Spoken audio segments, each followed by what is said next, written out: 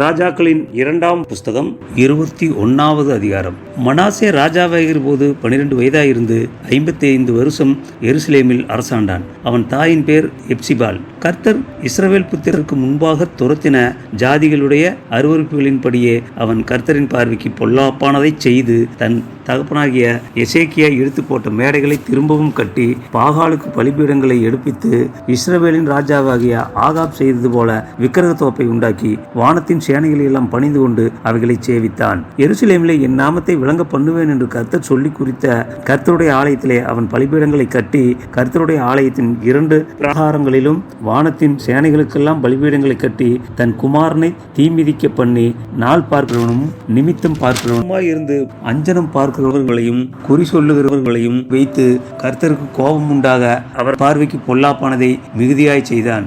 இந்த ஆலயத்திலும் நான் இஸ்ரவேலின் சகல கோத்திரங்களிலும் இருந்து தெரிந்து கொண்ட எருசலேமிலும் என் நாமத்தை என்றைக்கும் விளங்க பண்ணுவேன் என்று கர்த்தர் தாவீதோடும் அவன் குமாரனாகிய சாலமோனோடும் சொல்லி குறித்த ஆலயத்திலே அவன் பண்ணின தோப்பு விக்கிரகத்தை வைத்தான்.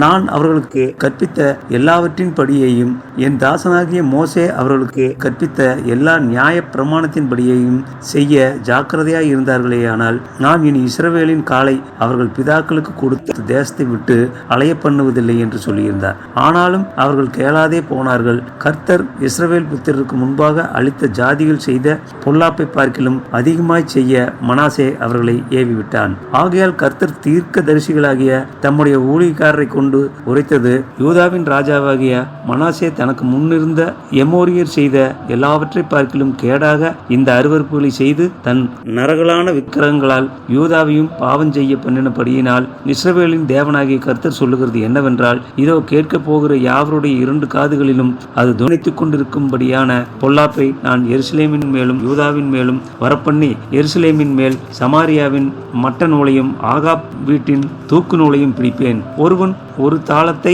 துடைத்து பின்பு அதை கவிழ்த்து வைக்கிறது போல எருசலேமை துடைத்து விடுவேன். அவர்கள் தங்கள் பிதாக்கள் எகிப்திலிருந்து புறப்பட்ட நாள் முதற்கொண்டு இந்நாள் வரைக்கும் என் பார்வைக்கு பொல்லாப்பானதை செய்து எனக்கு கோபம் மூட்டி வந்தபடியினால் என் சுதந்திரத்தில் மீதியானதை கைவிட்டு அவர்கள் பகைஞரின் கையில் அவர்களை ஒப்புக் கொடுப்பேன். தங்கள் பகைஞருக்கெல்லாம் கொள்ளையும் சுவரையுமாய் போவார்கள் என்றார். கர்த்தரின் பார்வைக்கு பொல்லாப்பானதை செய்யும்படியாக மனாசே யூதாவை பாவம் செய்ய பண்ணின அந்த பாவமும் தவிர அவன் எருசலேமை 4 மூலை வரையும் இரத்த பலிகளால் நிரப்பத்தக்கதாய் குற்றமில்லாத இரத்தத்தையும் மிகுதியாக சிந்தினான். மனாசேயின் மற்ற வர்த்தமானங்களும் அவன் செய்தவை யாவும் அவன் செய்த பாவமும் யூதாவுடைய ராஜாக்களின் 4ஆம் புஸ்தகத்தில் அல்லவோ எழுதியிருக்கிறது. மனாசே தன் பிதாக்களோட நித்திரை அடைந்த பின் அவன் ஊசாவின் தோட்டமாகிய தன் அரண்மனை தோட்டத்தில் அடக்கம் பண்ணப்பட்டான்.